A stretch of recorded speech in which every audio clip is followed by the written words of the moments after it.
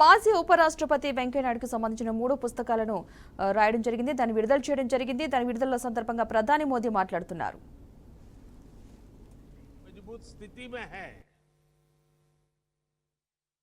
लेकिन दशकों पहले वहां जनसंघ और भारतीय जनता पार्टी का कोई मजबूत आधार नहीं था। बावजूद उसके नायडू जी ने उस दौर में एबीवीपी के कार्यकर्ता के रूप में राष्ट्र प्रथम की भावना से देश के लिए कुछ न कुछ करने का मन बना लिया। बाद में वो जनसंघ में आए। अभी अभी कुछ दिन पहले ही कांग्रेस ने संविधान की प्रतिष्ठा को मिट्टी में मिलाकर के जो इमरजेंसी लगाई थी उसको 50 वर्ष हुए हैं। वेंकैया जी हमारे उन साथियों में थे जो इमरजेंसी के खिलाफ जी जान से लड़े और उस समय वेंकैया जी करीब करीब 17 महीने जेल में रहे थे। इसलिए मैं उन्हें इमरजेंसी की आग में तपा हुआ अपना एक पक्का साथी मानता हूं। साथियों, सत्ता सुख का नहीं, सेवा और संकल्पों की सिद्धि का माध्यम होती है।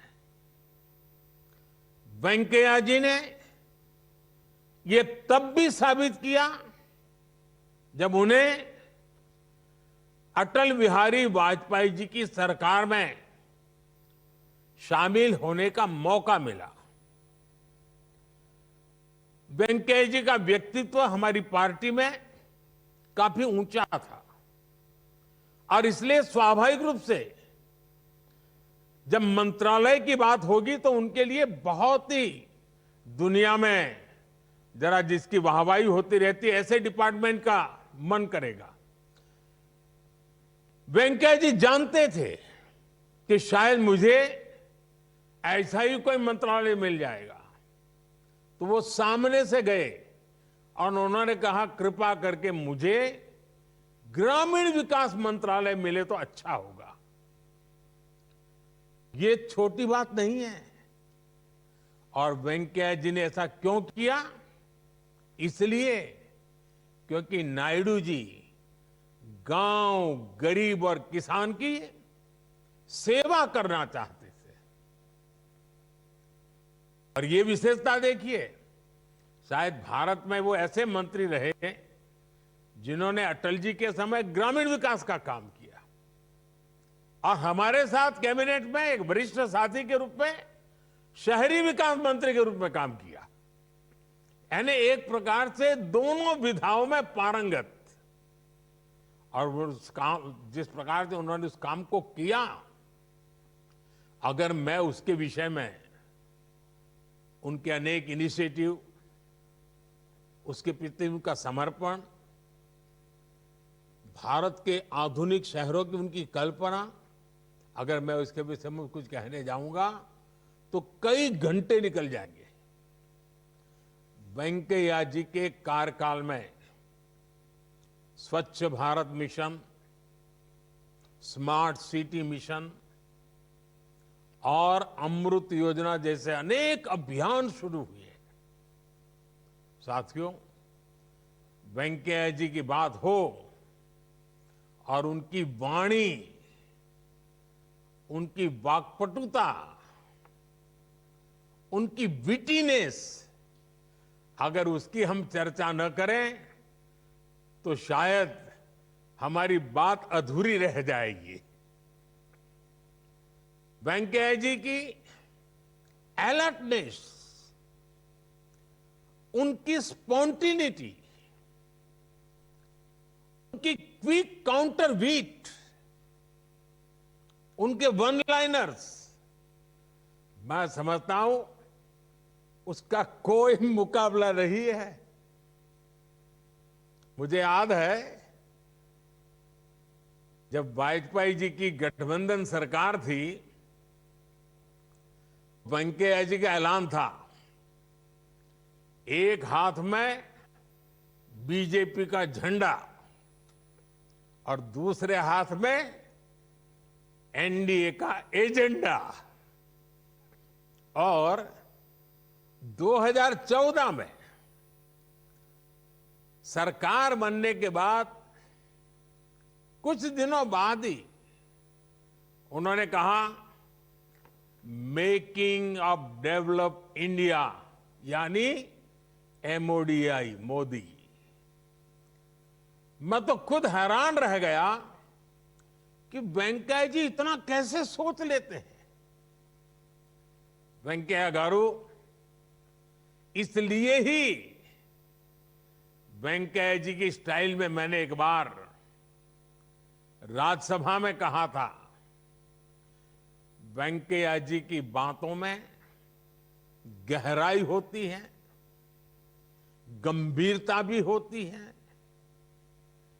इनकी वाणी में विजन भी होता है और वीट भी होता है, वार्मथ भी होता है और विजडम भी होता है। साथियों, अपनी इसी खास स्टाइल के साथ आप जितने समय राज्यसभा के सभापति रहे, आपने सदन को पॉजिटिविटी से भरपूर रखा। आपके कार्यकाल में सदन ने कितने ही ऐतिहासिक फैसले लिए। पूरे देश ने देखा था जम्मू कश्मीर से 370 हटाने का बिल लोकसभा की जगह पहले राज्यसभा में पेश हुआ था। और आप जानते हैं उस समय राज्यसभा में हमारे पास बहुमत नहीं था, लेकिन 370 हटा बिल राज्यसभा में आन बान शान के साथ बहुमत से पारित हुआ था। इसमें कई साथियों, पार्टियों और सांसदों की भूमिका तो थी ही, लेकिन ऐसे संवेदनशील मौके पर सदन को सुचारू रूप से चलाने के लिए वेंकैया जी जैसा अनुभवी नेतृत्व भी उतना ही जरूरी था।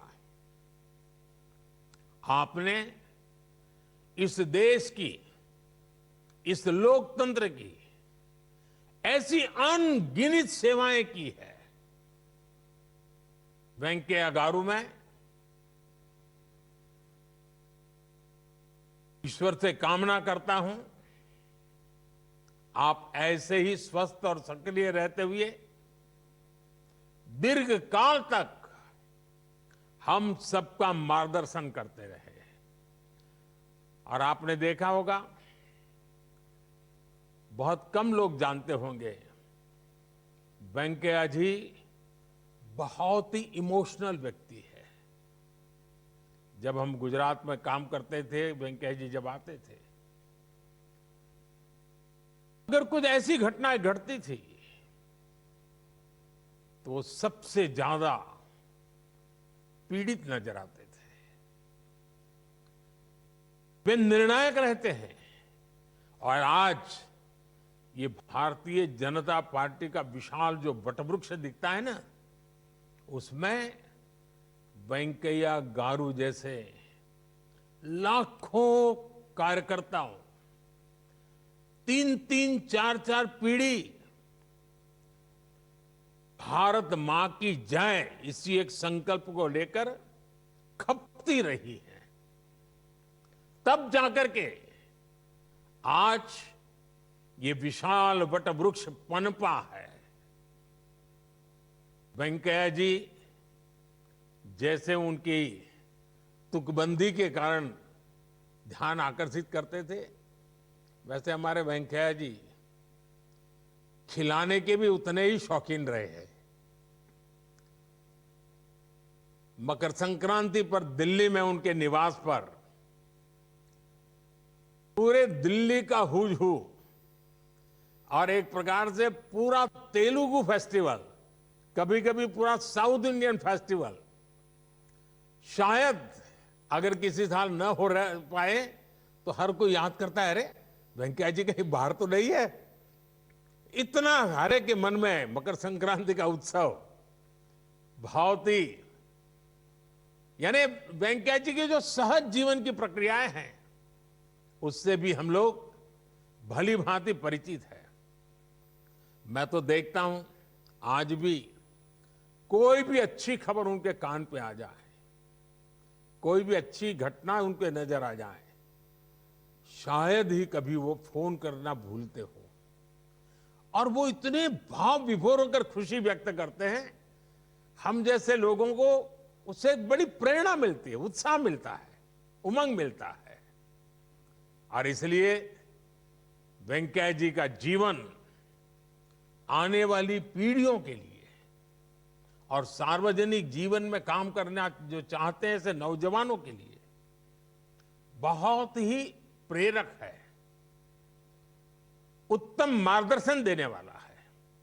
और ये जो तीनों किताबें हैं, उन तीनों किताबें अपने आप में, किताब को देखते ही उनकी जर्नी का हमें पता चलता है, हम भी उसकी यात्रा में जुड़ जाते हैं। एक के बाद एक घटना प्रवाह से हम अपने आप को अनुबंध कर लेते हैं।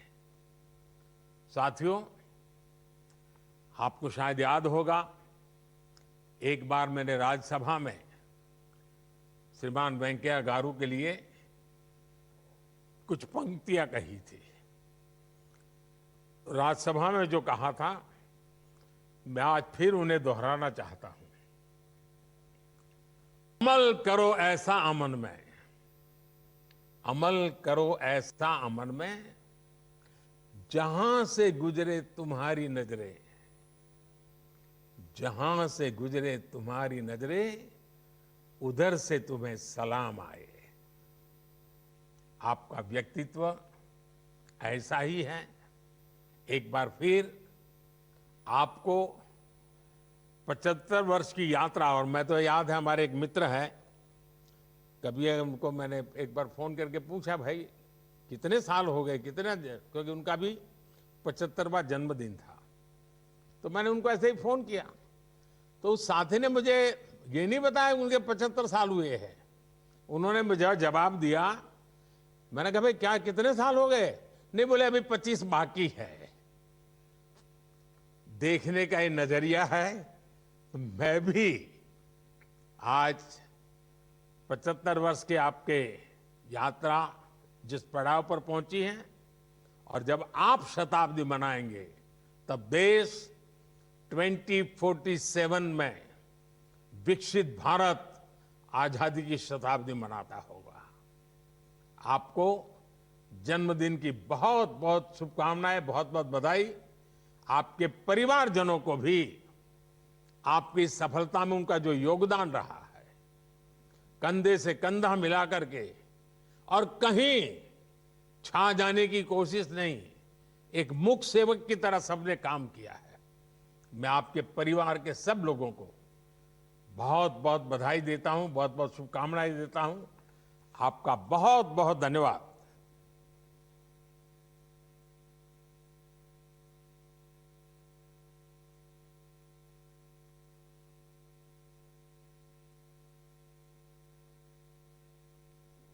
The distinguished guests gathered here on this auspicious occasion, I once again thank our Honorable Prime Minister Shri Narendra Modi ji for releasing these books on the occasion of the 75th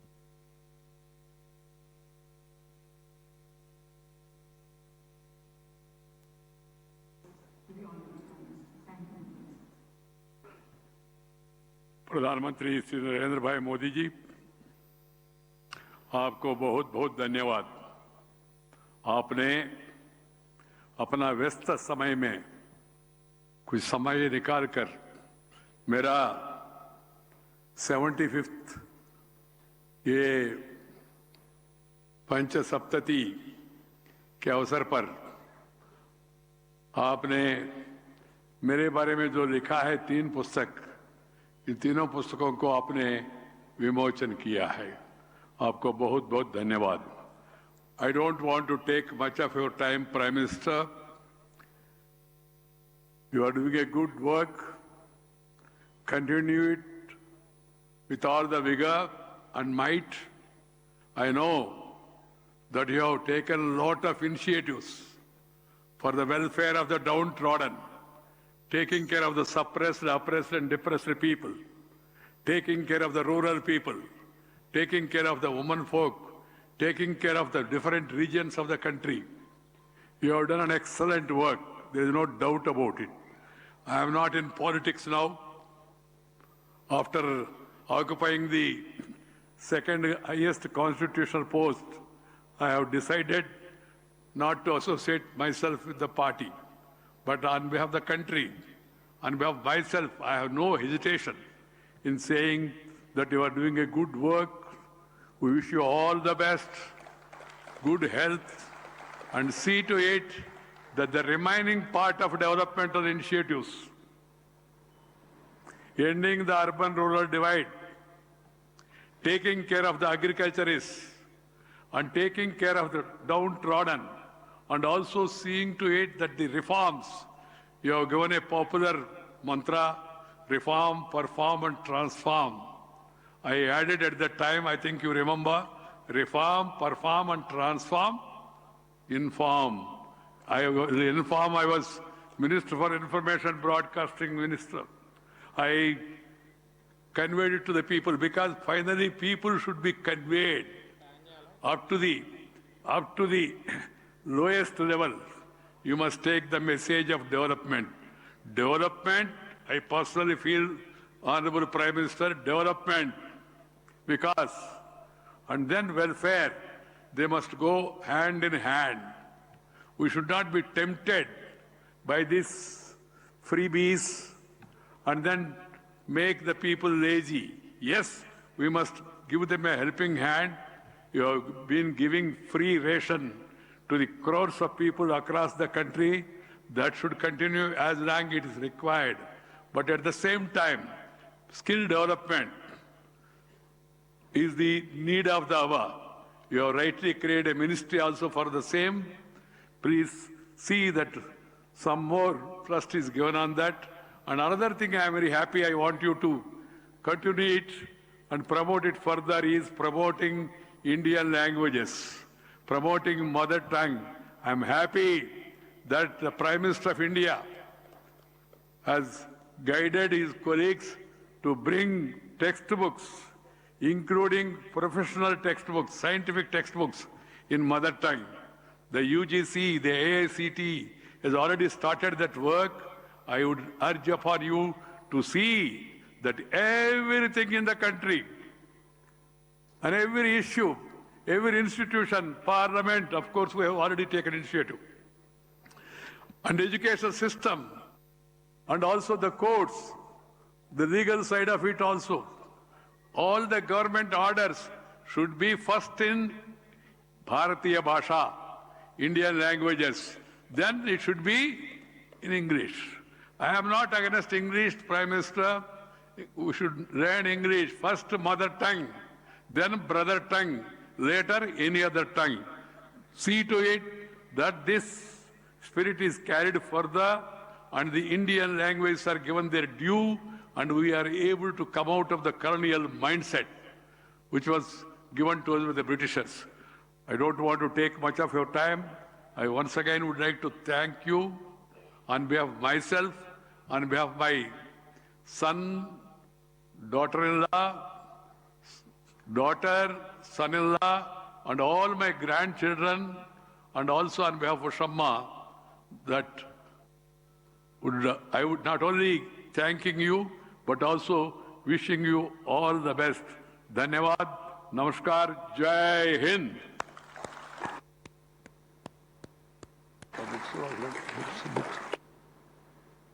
Thank you. There was one